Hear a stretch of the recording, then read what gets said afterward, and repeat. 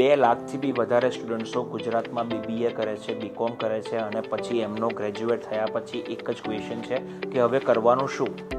MBA કરવાનું, CA કરવાનું, LLB કરવાનું, MCOM કરવાનું, શું કરવાનું? અને એબ્રોડ એજ્યુકેશન વિશે તો કોઈ ઇન્ફોર્મેશન જ નથી, કારણ કે એ લોકોને તો એવું જ લાગે છે કે એબ્રોડ એજ્યુકેશન તો કોસ્ટલી ઓપ્શન છે, કરોડ રૂપિયા જોઈએ.